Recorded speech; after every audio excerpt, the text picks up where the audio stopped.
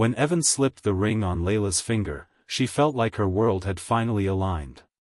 The city light sparkled around them on a candlelit rooftop in New York, and his smile was full of promise. Layla, a devoted schoolteacher from Atlanta, had always believed in simple joys, books, children's laughter, and the kind of love that didn't come with conditions.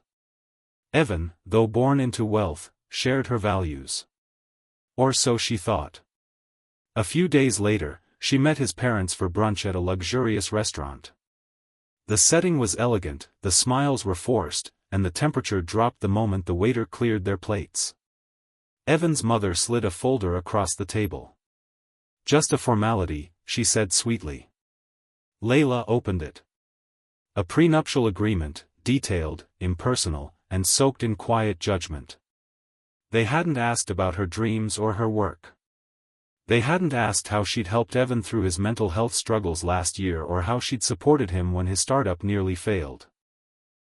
All they saw was her skin, her background, and the assumption that she must be after the money. Layla's hands trembled slightly, but she smiled. Not for their sake, she smiled for Evan, who looked caught between shame and silence. She signed it right there at the table. "I'm not marrying your money," she said gently, her voice calm but firm. "I'm marrying him." She stood up, kissed Evan on the cheek, and walked out with her dignity intact. Because to her, love was never a transaction, it was a choice made in trust. She didn't need to prove her worth. But she would, just not the way they expected. Back in Atlanta, the scent of old books and cinnamon tea welcomed Layla as she stepped into her childhood home.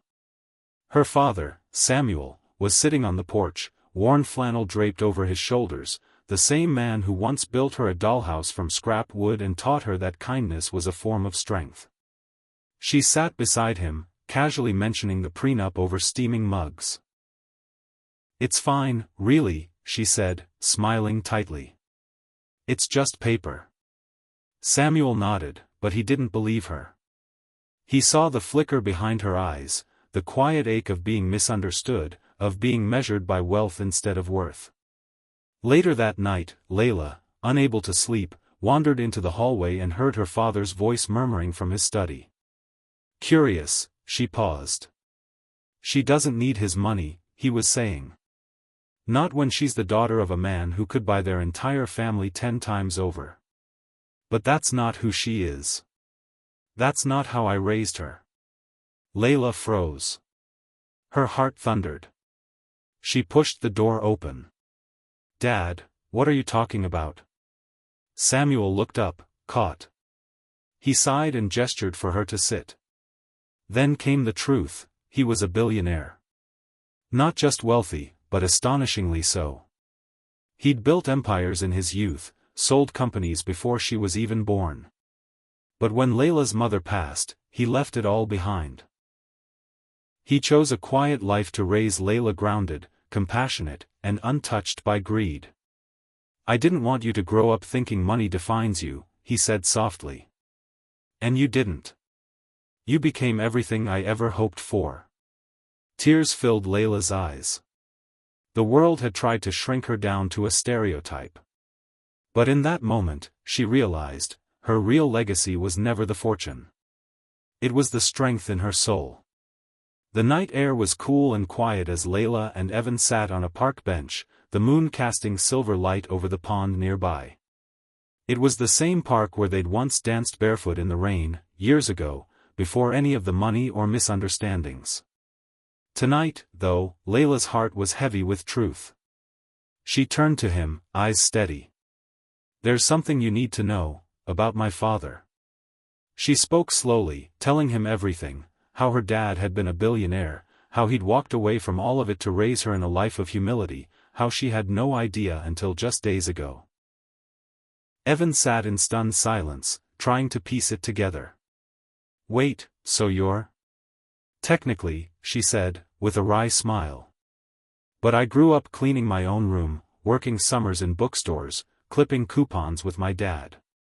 I never felt rich. And honestly, I'm glad I didn't." Evan looked down at his hands, then at her. "And yet, you signed that prenup." Knowing what they thought of you. Knowing what you had.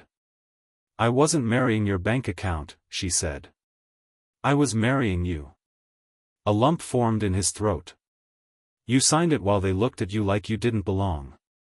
You could have laughed in their faces. You didn't. Layla gave a small shrug. I didn't need to prove them wrong. I needed to stay true to myself. Evan leaned in, eyes shining. I don't deserve you. She smiled softly and touched his cheek. Maybe not. But you love me. That's a start. And in the glow of the moonlight, the weight between them began to lift. Because sometimes the richest truth isn't in what we own, but in who we choose to be. The botanical garden bloomed like a dream, petals swaying in the summer breeze, sunlight dancing through hanging vines. Guests gathered beneath a canopy of wisteria, their voices hushed in anticipation. At the altar, Evan stood in a cream suit, his eyes fixed on the garden path, waiting for Layla. But all eyes briefly turned when his parents arrived, elegant, poised, and still carrying the invisible air of superiority. They smiled politely, unaware that the balance of power had quietly shifted. They still believed Layla was the lucky one. Then, music swelled. Layla appeared, radiant in ivory lace, walking with the calm confidence of someone who knew exactly who she was. Samuel walked beside her, dressed modestly, hands steady but heart full. They reached the altar, but instead of stepping directly to Evan, Layla paused. She turned to Evan's parents. A collective breath caught. She walked up to them, arms open. There was no malice in her face, only grace. I forgive you, she whispered as she embraced Evan's mother, then his father. For the way you saw me. For not seeing more. They froze, stunned by the gentleness, the strength. In that instant, their assumptions cracked. This woman, whom they doubted, tested, even judged, had met them not with pride or revenge, but with compassion. Samuel watched from the front row, eyes misting. Not because his daughter had forgiven people who didn't deserve it, but because she'd become everything he raised her to be. And when she turned to Evan, taking his hand, it was more than a wedding. It was a moment of quiet revolution, a choice to lead with love when bitterness would have been easier. The garden didn't erupt in applause. It didn't need to. The stillness said it all. Grace had spoken louder than gold ever could. The chalkboard was dusty, the desks slightly chipped, and the air buzzing with the energy only a classroom full of dreamers could create. Months had passed since the wedding, but for Layla, life hadn't changed in the ways most expected. She still taught in the same Atlanta neighborhood where she grew up. Still greeted each child by name. Still believed that the smallest hands held the biggest hopes. But now, something was different. Behind the scenes, a quiet revolution was blooming.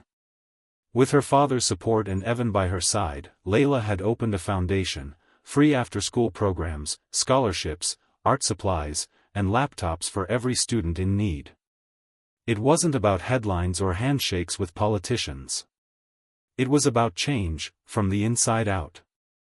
One child. One story. One future at a time. Evan often came by after work, sleeves rolled up, helping paint murals or fix leaky pipes. They didn't need cameras to prove their worth. The smiles of the children were enough. One afternoon, as the bell rang and backpacks shuffled out the door, a little boy with oversized glasses stayed behind. He tugged on Layla's sleeve and looked up at her with wide, honest eyes. "Miss Layla," he asked softly, "are you really rich?" She paused, then slowly knelt down to his eye level. A smile warmed her face, not flashy, not proud. Just full. "The richest thing you can be," she said, touching his heart gently with her hand, "is kind." He nodded, not fully understanding, but feeling something true in her words.